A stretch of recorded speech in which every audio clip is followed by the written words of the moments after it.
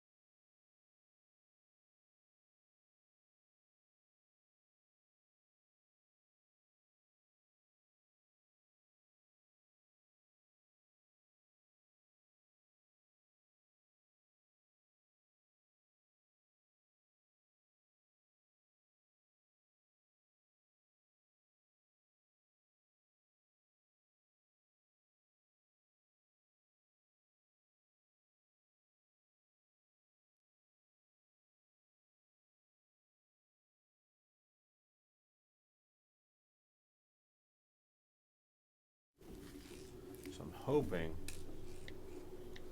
by forcing this, it'll trigger the video card without having to shut down wiretaps.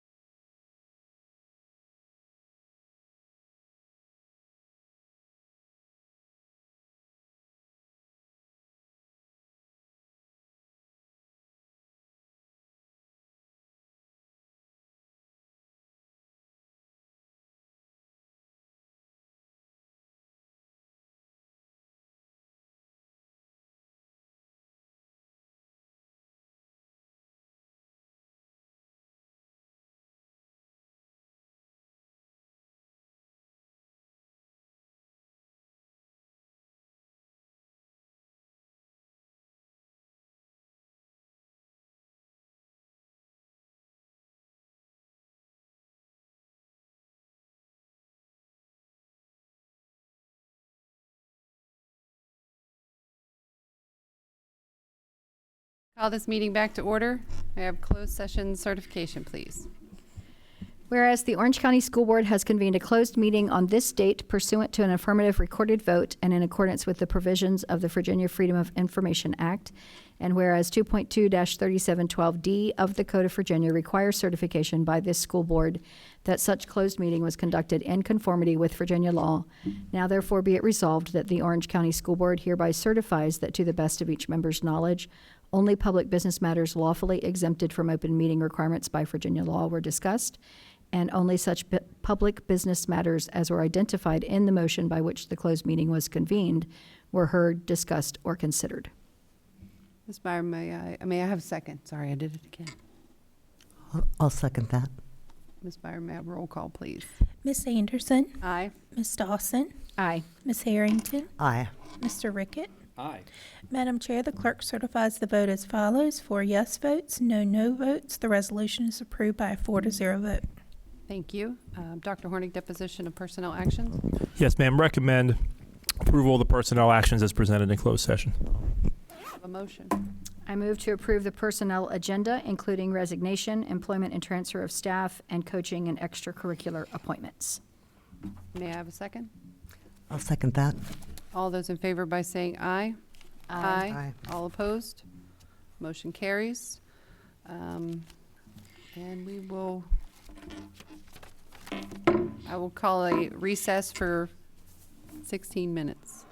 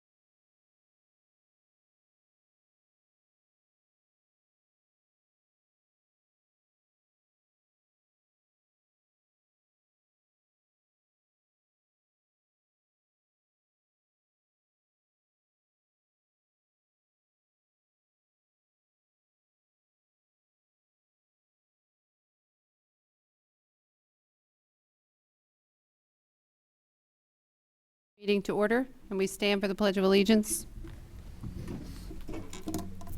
I pledge allegiance to the flag of the United States of America and to the republic for which it stands, one nation, under God, indivisible, with liberty and justice for all.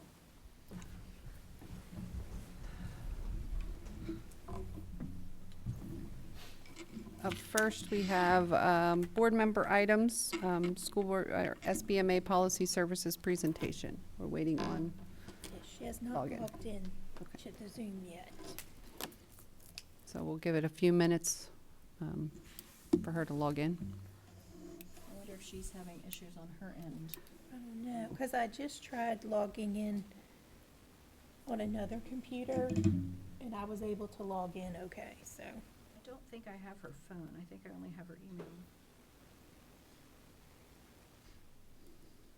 Let's see if she answers.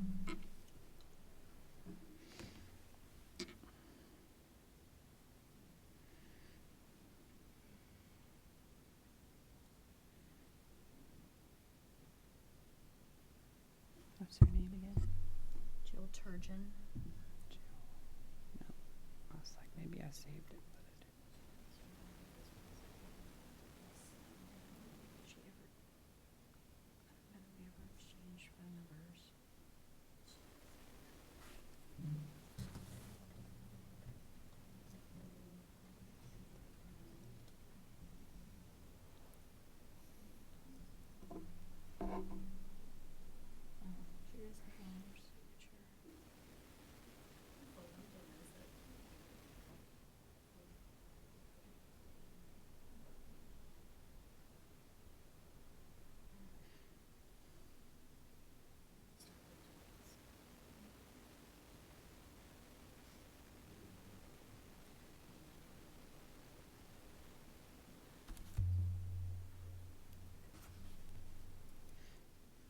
Guess I should have asked this while we were waiting. Her phone number was in her signature line, so we'll see if she answers. Okay. But do you want to move on while we're? Yeah, we can come back to it. Well, do you want to come back to that while we're waiting on her? All right, we can move on. Dr. Hornick, hand it over to you, please. Yes, ma'am. Thank you very much. I apologize, she just answered, she says, I'm trying, so maybe she's in the middle of the same issues. Okay. All right. My apologies, Dr. Hornick. No worries. Brandon, ready to come forward? We have a recommendation this evening for some surplus technology, and I'll turn it over to Mr. Bennett. Thank you, Dr. Hornick. Madam Chair, members of the board, tonight I've brought forth a list of surplus technology that we'd like to get listed as surplus so we could work with some of our vendors, get a little bit of a return on investment, and get those outdated or broken pieces out of the life cycle.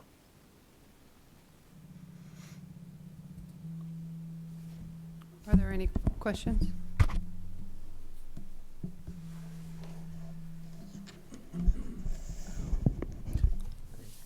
No question. I just closed my stuff accidentally. Sandy, do you have a question? I don't have questions. I just trying to reopen my calendar, sorry. Move to approve, make a motion to approve surplus property technology, technology surplus, 10, that's just the date, instructional program in technology and digital citizenship. I second that That's another thing motion. you're doing, right? Is that something else you're doing, or is all that is included? That's part of what our strategic plan, what they're focusing on in the strategic plan. got It's just you. linking that. Do I need to amend? No. No, I think Sandy second. So all those in favor by saying aye? Aye. Motion carries. Thank Thank you. you.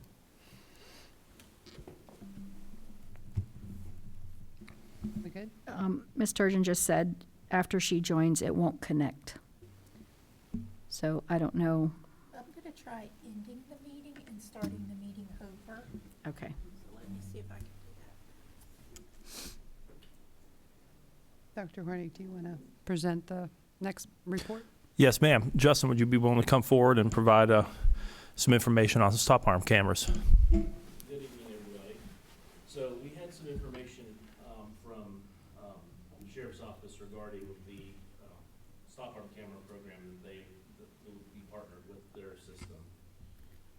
with some of their pricing, we've decided that it's gonna be more advantageous for us to seek our own contract with a different vendor. Basically, their fees per month, were going to be prohibitive to be able to put the cameras on enough buses to make a difference for us. So I'm in the process of vetting a few companies. We've got a couple of different options. Several neighboring school divisions use a company called Bus Patrol, and they've had good success with that program. But I do a little bit more diligence with that to see, there are some contracts we can ride with that, and we may decide that it's worth putting the effort into putting out an RFP. The goal would be to try to have the equipment on every school bus, because all of our buses at some point have some type of an issue. These programs are typically self-funded. We're not talking about a situation where we have to come up with the funds to install the equipment on the front end. They would cover the cost of the installations and the equipment through the proceeds of the traffic citations. Once we select the vendor, we would, as a board, would decide which vendor we were going to go with.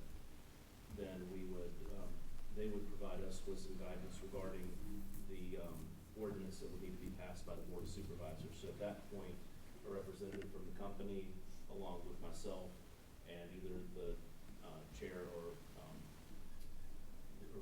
a representative from the school board would need to go to the county with me to the Board of Supervisors to make the case for the program. So getting that process in place is not going to take a terribly long amount of time. I would suspect that I can probably be back with you in another month with a recommendation for the vendor. With that, providing you with some information. Each vendor takes a little different approach with it. They may want to do some, trial work to see which areas have the highest concentration. They'll work with our drivers. They might even install some equipment temporarily to be able to test the system out there. But ultimately, we will have the big obstacle will be getting the ordinance passed. The ordinance makes the process where we can collect the revenue. There will be a revenue sharing agreement with the company. The ticket would be $250 violation. At the front end of it, it would be more heavily towards the company because they would need to recoup the equipment costs.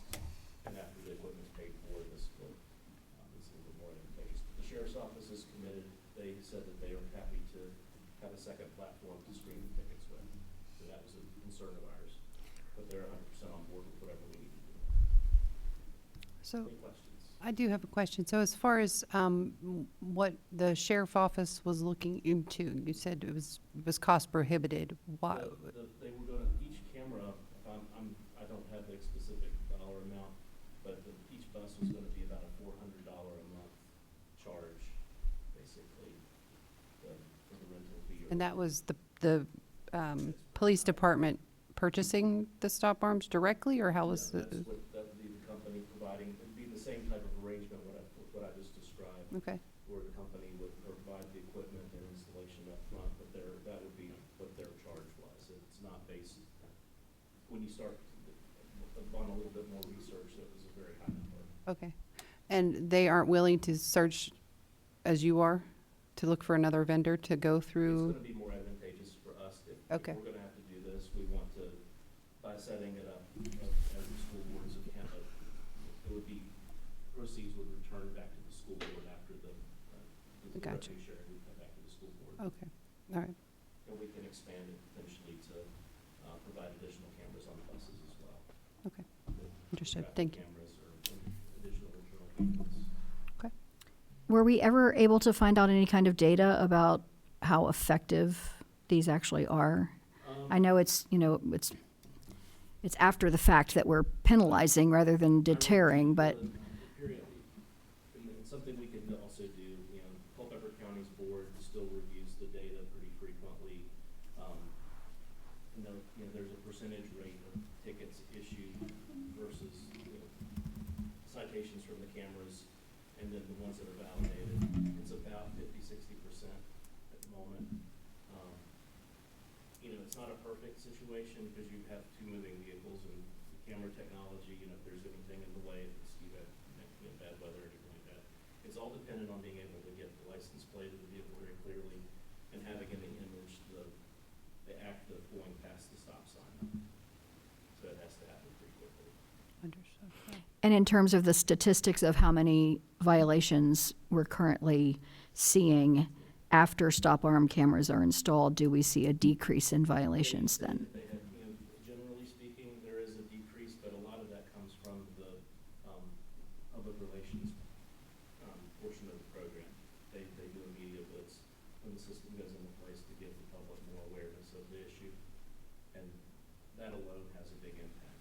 Okay. The cameras don't prevent the issue. Right. The cameras will help you penalize somebody who does it. If there's an accident, it will identify the individual involved with it, but it will not stop the situation. So we employ other layers of safety for the buses, including auxiliary lighting. If you've ever been behind one of our buses on a 2-lane road in the dark, the strobing lights that are at bumper height are very difficult to miss. But this is definitely a technology that's worth the investment, especially with the opportunity to do it with little to no financial risk. Ms. Harrington, did you have questions? Were you done, Ms. Dawson? I'm done. I know that this was something that came up from a member of our community. I also believe and share the concern of all of our students riding on the buses, and I know you take extraordinary measures to make sure that they are safe. So I believe my memory is that this was brought up previously and that you had brought us something subsequent to that you felt was a better bang for the buck, so to speak. Could you remind me what that was and Not so much better than the fact that the reason we have not taken the step that I'm bringing to you tonight is because we were in a position where we thought we could get the agreement more quickly by piggybacking off the Sheriff's Office traffic camera project, which we could.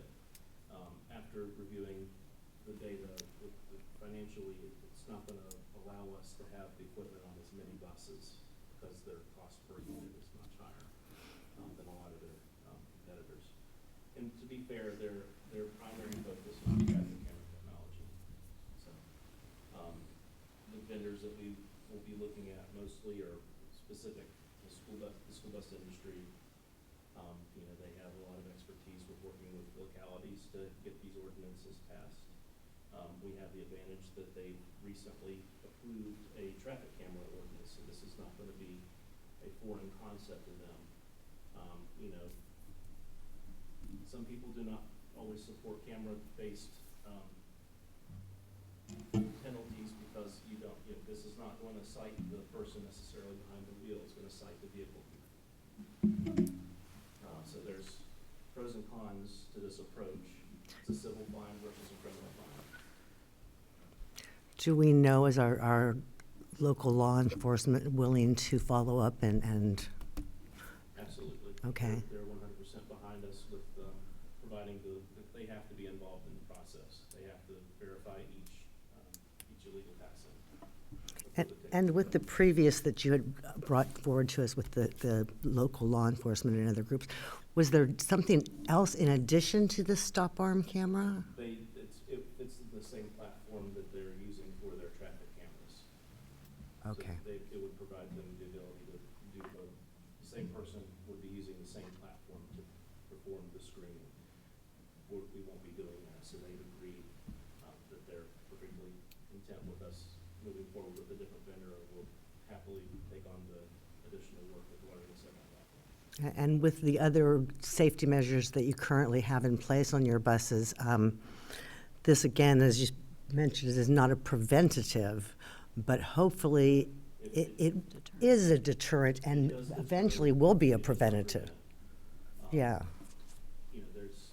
Unfortunately, there's a lot of distractions, unfortunately, even though having this in your hand is a problem, it's illegal in Virginia, you can still travel any of our roadways and see people with their phone, their heads down, they're not watching what's going on in front of them. These next couple of weeks, before we have the daylight savings time taken back, parked parking Yeah, lot. yeah. Bus drivers have a lot of challenges, and they need to improve they possibly can. I mean, we're always looking at different innovations. Some counties have opted to add an additional length to their stop arms. You know, you got out in Laurel County, you'll see a bus that has a 6-foot long stop sign that, you know, if you pass it, it's gonna hit your car.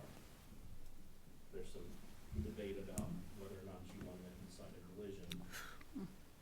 But the idea is to try to get in the driver's space to to help identify the school bus more quickly. You know, there's specific color for safety.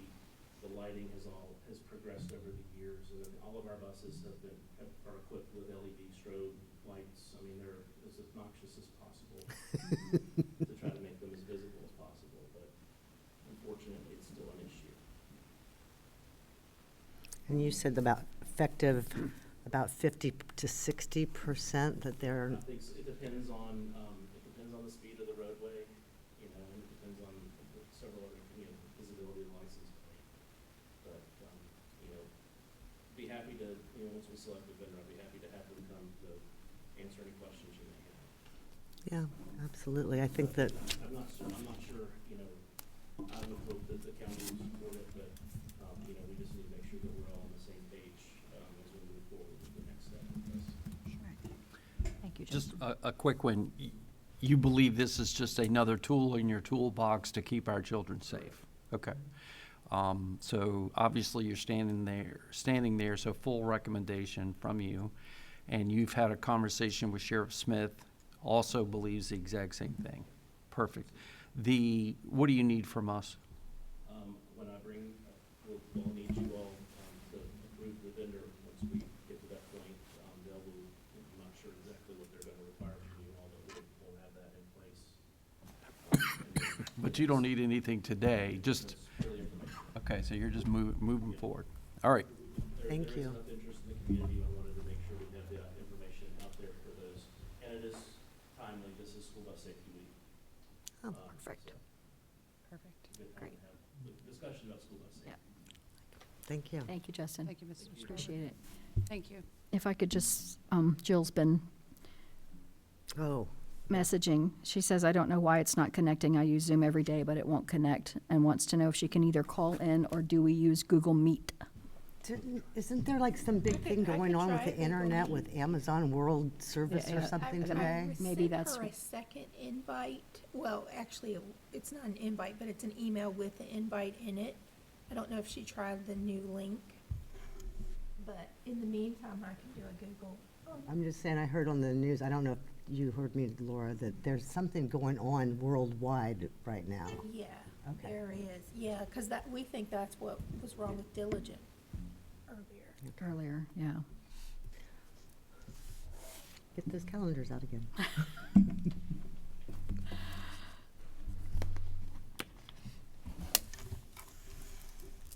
All right. You want to just keep moving until? Keep moving. Dr. I'm- Hornick? Oh, no, these are board member items. Yes, Thank you, ma'am. We Dr. are done. Hornick. Yes, ma'am. Thank you. Sorry. Well, Ms. Dawson? Yes. So I was able to attend the September prep meeting, and there's another one coming up, I think it's next week. But this was the first one at the new facility, the new Ivy Creek School, which is on 29, kind of the Hollymead area of Charlottesville. So it's way easier to get to than when we had to go down into further into Charlottesville with all the traffic. So it's much more convenient. It's a beautiful building. It was the old American National University, I think is what it was called, that shut down during the COVID time and has been sitting empty since then, but now has been turned into a beautiful space for the Ivy Creek students. And of course, we don't have any day students there. We use their resources here in the division, but just to report that they're going strong. Things are looking great. And it was a wonderful, we had a chance to tour the facility, and it's just really bright. It's got big floor-to-ceiling windows that are just amazing natural light, and it's just a beautiful place. So that's where that stands. Thank you. I'm pretty sure these are all yours. I think they probably are. My little notebook was full. Yeah, so I had mentioned a couple of meetings ago about an interest in what I've sort of coined collaborative governance, and not regular meetings, but maybe an annual or biannual meeting of our board with the other governing bodies in the county. And I don't know that there's been progress, but I'm hoping that that's moving forward. Do we have any progress, Dr. Hornick, to report? Not at the moment. No, ma'am. I think too, perhaps since we're on the cusp of an election, that it might be Yes, ma'am. best to wait until the new members are seated in all the different governing bodies. But just so we know that that's still on the radar. Well, I shouldn't exactly say. I mean, I did have a discussion with Ms. Paul and talked about our idea of getting together more frequently. And as after she took over as the new county administrator, and she articulated support for that. So I shouldn't say no. So she is definitely on board for That's a good first step. more engagement. Right, great, thank you. Yes, ma'am. And then item C, I had asked to just have this on the agenda as sort of just an informational. One of my personal priorities is to see an expansion of our alt ed program. I've heard this now that we've been doing the school visits and meeting with teachers and administrators across the division. It has become abundantly clear to me that this is something that teachers are really begging for us to do. That there are situations where students need to have an alternative placement for at least a certain amount of time. And so I'd love to start whatever process we need to start to investigate what does that look like. Can we expand it here at Teak, or do we need to look at another site? And of course, that's all budget, implications and all of that. But I would like to see us make that a priority as we are moving forward, my opinion. And I would have to support that also. I truly believe that alternative education provides a very valid and necessary alternative for our students. And if we do have some unused space, or we have something that changes as we're going forward with our CTE program, it would be nice to get some feedback from our staff, Dr. Hornick, relative on different types of alternative education programs. Nothing that you have to go in too in depth at this time, because I know we've got a lot of other stuffs going on, but at least start that conversation as Ms. Dawson has mentioned. And then item D, I think we can scratch. I found out the answer to that earlier. That's been done. And then E, Ms. Harrington and Ms. Quintern were our legislative committee representatives. But now that we're approaching the next General Assembly, I think it's important that we relaunch. There are some important dates coming up, and I think it would be good for us to have a seat at the table. I think it's absolutely important for us to continue on this. I have had some positive feedback and some not so positive feedback relative to interests from other organizations. But I think that I have received good feedback from the legislators and their staffs, their aides, that number one, they like the fact that we are providing them information. They don't really get a chance necessarily to talk directly to a lot of different districts and their school boards at all. I know with our upcoming election, not ours, but with the upcoming election, we were kind of going a little bit slower because we were hoping that we have other people seated. But with the feedback that I recently received from Mr. Scott and from his aide, that there may be some political interest and will going forward this year for addressing some of the concerns that have been brought up in the JLARC funding report, and the funding part of the JLARC report. So I would definitely like to continue this. I think that in November is normally for the Virginia School Board Association the time that they start preparing those type of platforms that they will be supporting the following year. So I think we better get started also, and would also support going back and revisiting, sending out invitation to other school board members in our other counties that are surrounding us. Right. I think that'd be a great idea. So maybe we could What'd you say, November was our next meeting? It's already November. November something. 17th. Middle of November, yeah. I believe Ms. Quintern did prepare sort of a draft outline of what we could follow, and I'll review that and I'll bring that back next time. We'll have a little bit more conversation. I'd like to include that in our Yes, if Ms. future agenda items. Ms. Harrington, if you would like to just kind of reach out to the our representatives and see what their availability is, and then if you could bring that back as well, that'd be great, and then we can decide who's available. I mean, obviously, I'm not going to be here, so Mr. Rickett or Ms. Dawson. I think last year was a great learning opportunity for us, not just the reaching out and getting to know them and having that networking opportunity, but becoming a little bit more familiar with the calendar of how things work. So that's a great idea. Thank you. I will do that. And I did send that email recently. I don't know if you had a chance to look at it. Sorry. With date guidelines and, did you see that? I don't know if I did or not. I'll double check. I can follow up with you again, Please. but it was another one of those kind of timelines of how the General Assembly, when's the best time to present what you're interested in having them bring forward and Yeah. all of that. And Dr. Hornick, since you are speaking with the new county administrator, and we haven't really had a lot of Board of Supervisor support in the process over the last 2 years, maybe we'll be able to invite them again and see if they have a better feeling of going forward with us. Yes, ma'am. Thank you. I'm done. Thank you. Sounds like we have our presentation ready? Yeah, she says that she cannot hear us. So, Is this muted, Brandon? no, I've unmuted us. Technology. Just gotta love it, don't you? Yes. But we're unmuted. While they're looking at that, Is it tied to the owl? Madam Chair, do you mind if I just share a couple board comments? Sure, go right ahead. Okay.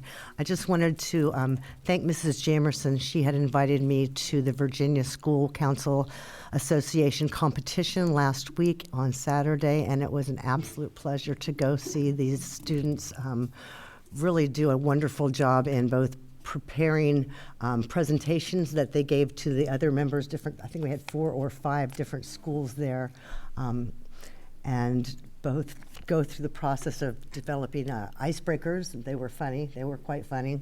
And then really get to the presentation. There were several of them. The one that I attended was students and teachers. How do we collaborate? And it was very, very interesting to hear the students' perspective on that. I don't know if any of that was recorded. We can maybe bring it forward next time, but I just wanted to thank Mrs. Jamerson and definitely thanks the students. I even was very fortunate that I was sitting at a table by myself during lunch, and I had students come up and ask me to come sit with them. So that was really, really kind of them and very appreciated. I also was able to attend the Tapestry event that was held in Orange this last week.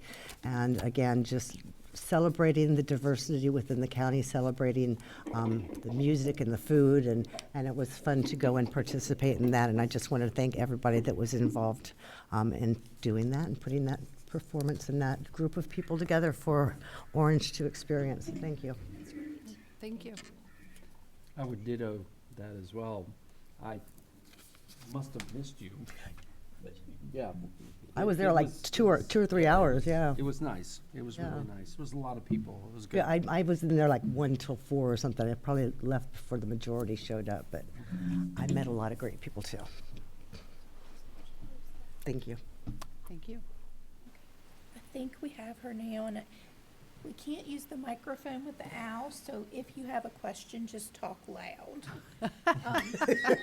So that she can hear you. Understood. And I'll switch this though, so that you can see her up there.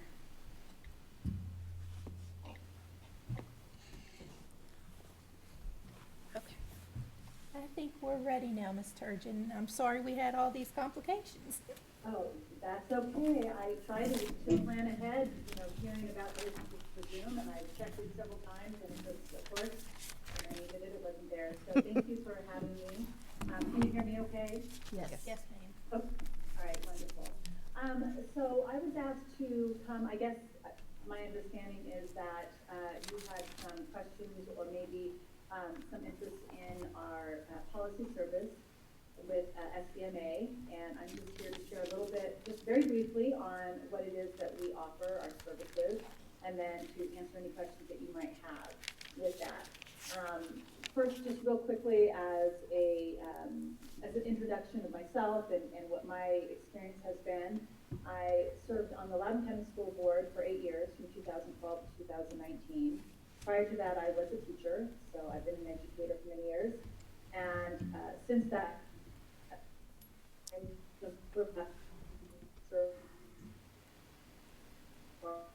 professional organization where I oversaw all of their governance and policy work. So it really, nothing really specific to charters. It was the same statewide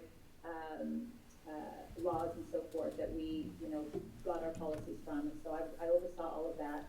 And I've been working with schools for the past few years, working with their policies and governance training as well. So I come in here with at least over 10 years experience in policy work, and also a background in education.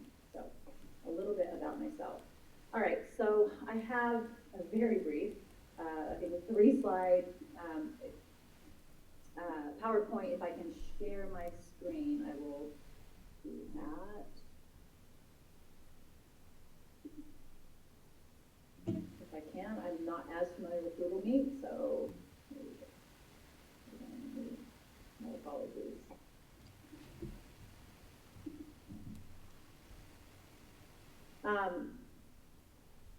Let's see, if I can't, I can just walk you through it, I guess.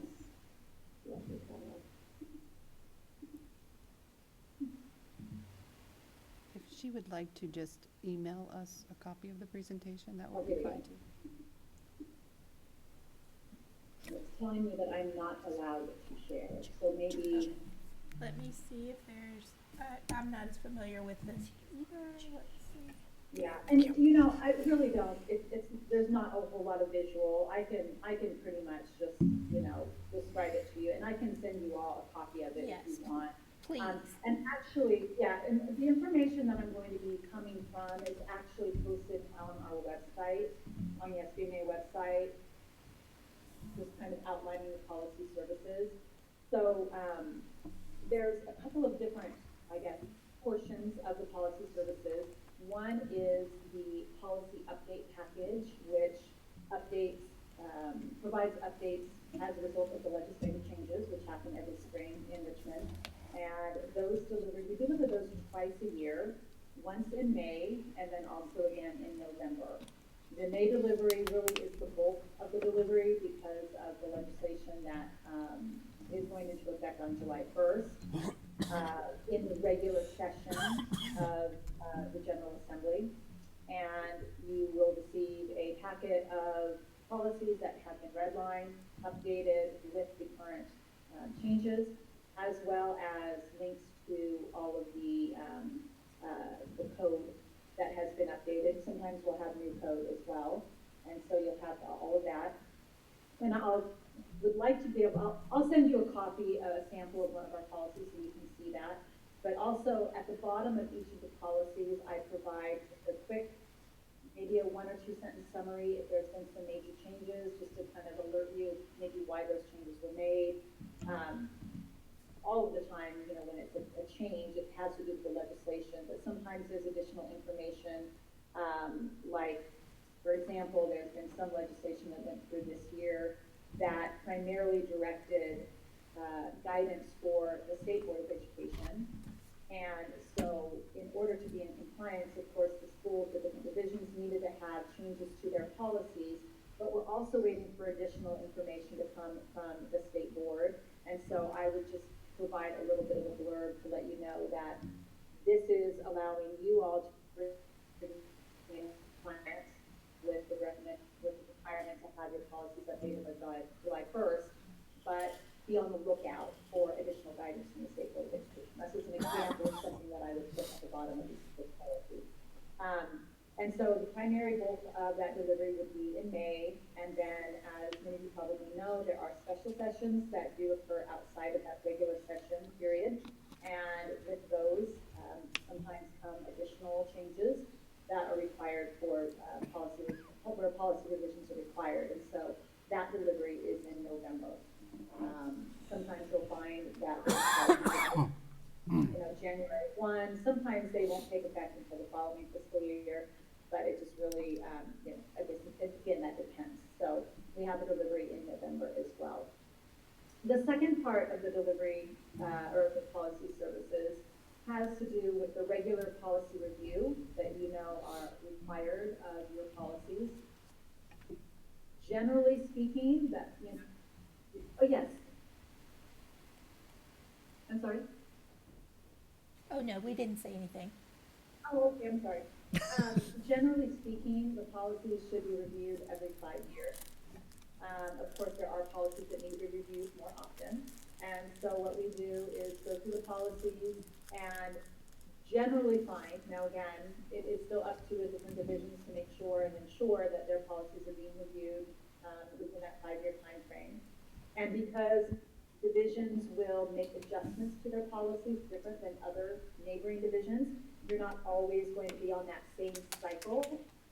But what I like for all of our clients and make sure that, if there's, several divisions that have a policy that is hitting that 5-year mark, we put that on the review cycle, and we provide some updates for that.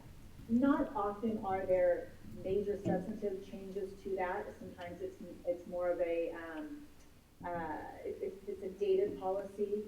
For example, there was, fax machines, people aren't using the fax machines anymore. There's updated procedures for, putting information out there. And so you might have some minor changes like that.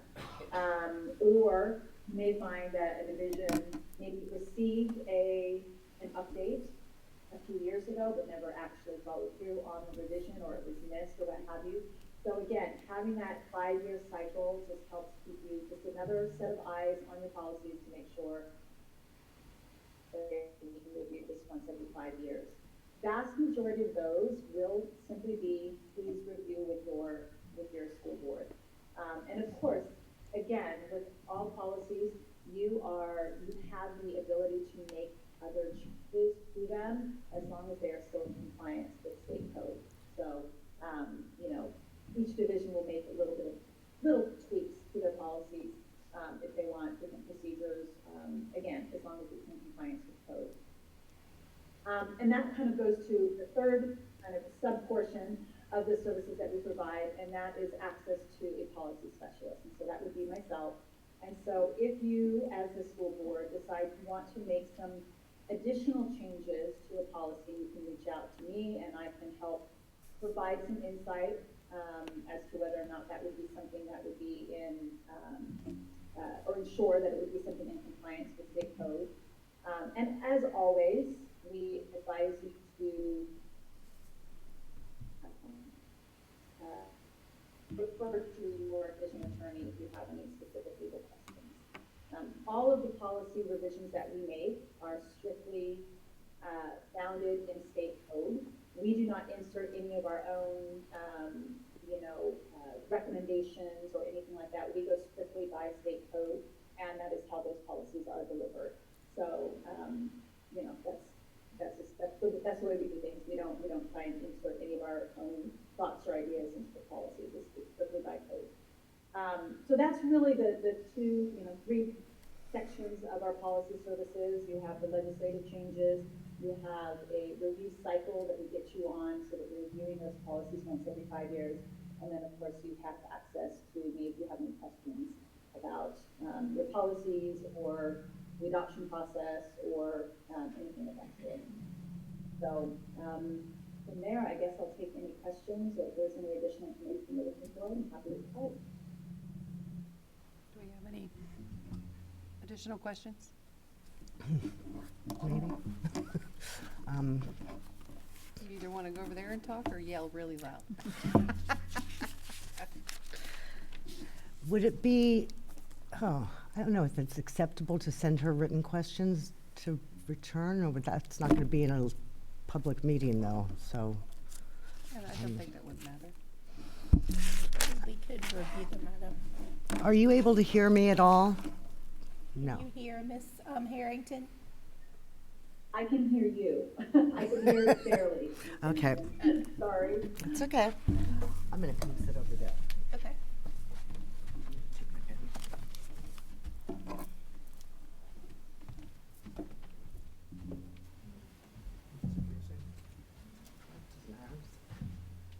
take mine. It's closer. Thank you.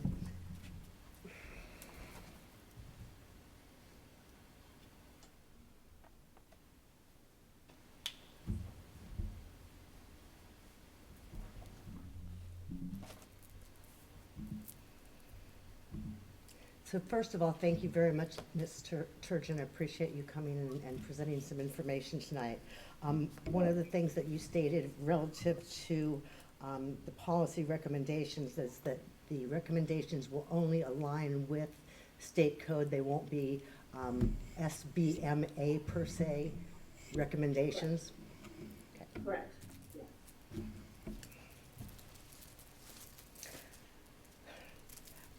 Is the SBMA policy services section part of the larger SBMA organization? Well, it's one of the services that SBMA provides. So I'm not sure, it's not a separate division. The policy services is one of the services that SBMA provides to its members. Okay, so is there a reason why SBMA offers memberships only to individuals and not necessarily to the entire district or board? You know, I wasn't part of SBMA when that decision was made. My understanding, I guess, is that it just provides access to, if individual board members would like to receive additional training or what have you, that they would have access to that. Yeah, I don't know why that decision was made, you know, by their board at that time. So relative to the policy services, then how long has this service been offered through SBMA? And have you provided or can you provide us some referrals, and most specifically from school divisions? Yes, yeah, we could provide that information of the different divisions that have received it. I was brought on with SBMA last fall, and I don't know what level of services they were providing prior to that. I know they were providing services of some sort, but I really couldn't speak to that. Gosh, offhand, I want to say 6 or 7 divisions we are providing policy services to, but I would have to take a look at that. But yes, I mean, and again, I'm happy to provide samples of what we've provided as well. But yes, certainly, you know, speak to the other divisions, and if you have questions, I'm sure they could, you know, they can give you their insight on services. Thank you. And I do appreciate you stating that you don't provide recommendations based on your membership, that you just do with code. And Correct. part of the reason is because one of the things the school division used to be members with Virginia School Board Association, and part of the concerns that were expressed when we were asked to leave or when we did not continue our membership was there was big concerns relative to FOIA, Freedom of Information Act. And Okay. I've been looking at your website quite extensively, and it's very well noted that the organization gets funded from personal donations versus publicly funded. Is that an accurate statement? Ooh, that's a good question. Mostly funded. I'm not on that. Shelley Norton would really be the best person to ask that. I don't want to give you misinformation. I'm not aware of any publicly, well, we don't do any lobbying, so we don't really do any of that interaction with, I'm trying to think of what an example of what a publicly, I wish I had. So that's okay. That's okay. I understand that it's not your area. That's fine. You say you don't do any lobbying. However, when I did look at the website, there was quite a bit of mention of advocacy. So I'm not sure. Well, advocacy, what we try to do is we want to empower board members. And so what we do is train them to be able to advocate, to take the information or the concerns that their constituents have, and then to be able to do their due diligence as a board member and to learn how to adequately advocate. So we are not telling them what to advocate for, but one of the other services that we provide is governance training for our board members. And so that I've been on for one training with a division so far. I deal mostly with the policy portion, but I did go to a training. And what we provide for them is just an understanding or guidance on what their duties and responsibilities are as board members, and then how they can best advocate. We don't tell them what to advocate for, so it's just more empowering the board members so that they can properly and adequately advocate under their duty as a board member, you know, whoever their constituents are, or their division needs. And what do you envision as the relationship between SBMA and our superintendent? I mean, we have an open line of communication with any of the division staff that have questions.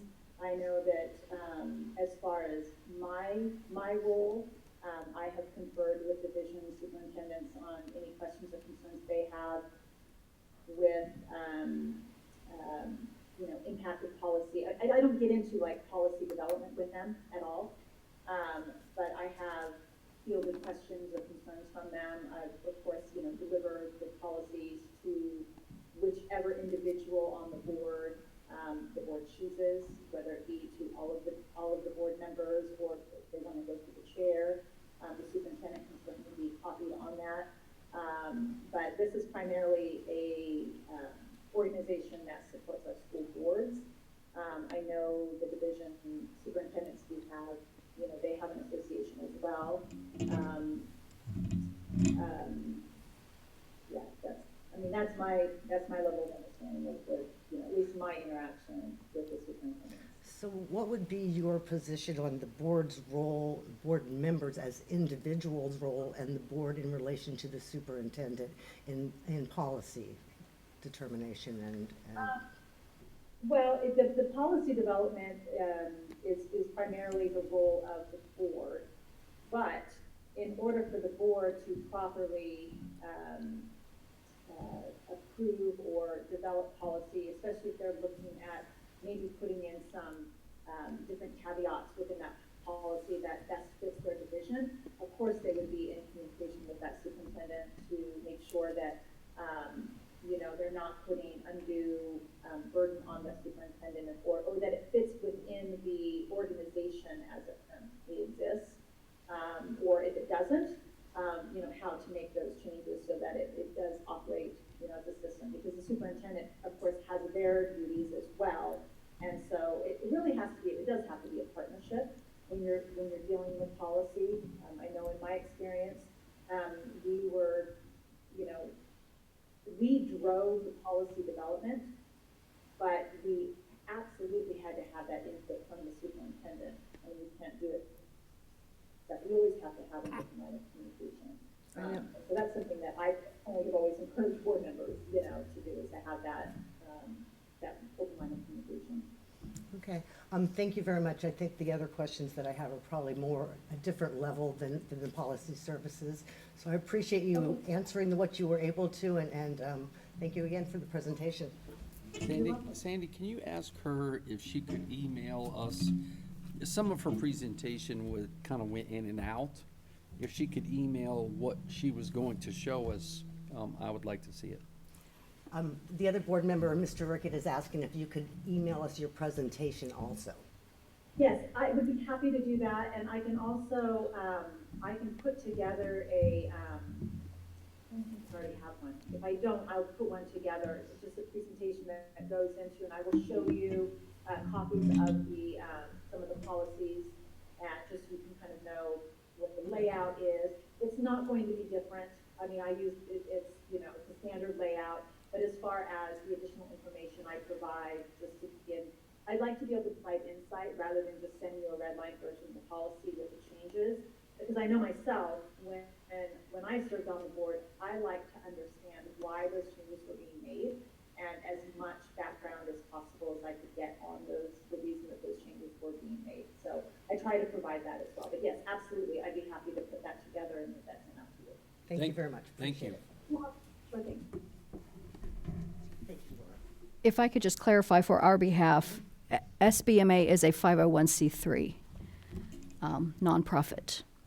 I don't know if Joe can hear me. You guys are a 501c3 nonprofit, which is, for me, one of the reasons why I've been a member of SBMA.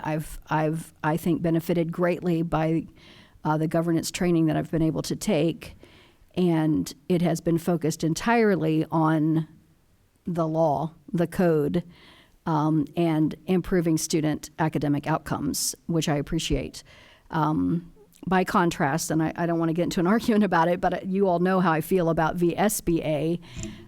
They are not a 501c3. They have some sort of classification that is of its own, but they use taxpayer money and refuse to be accountable for it, and are in court about that because they were FOIA'd and refused to admit to how they spend.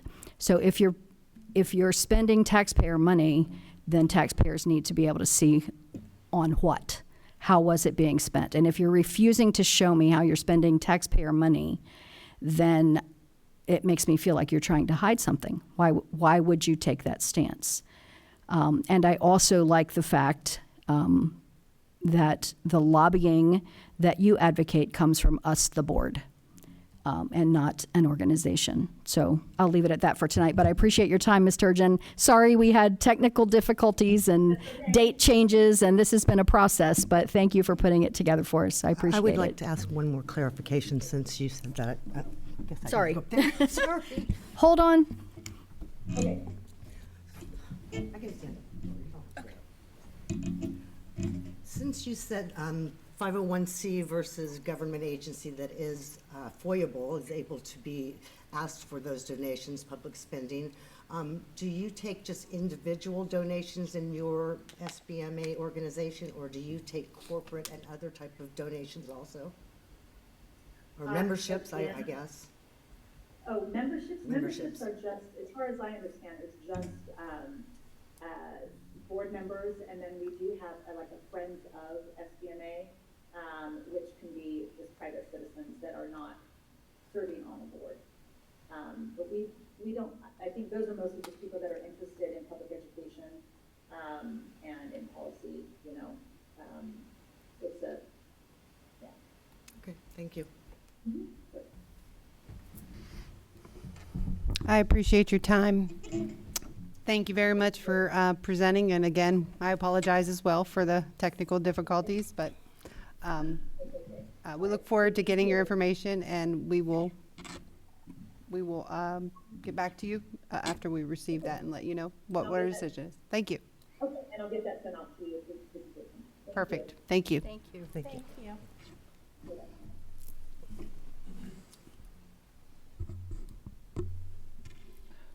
All right.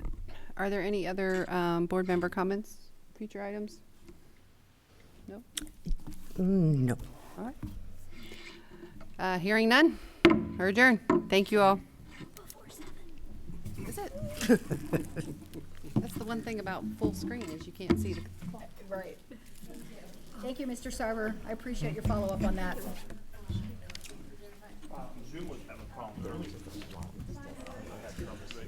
I heard Google.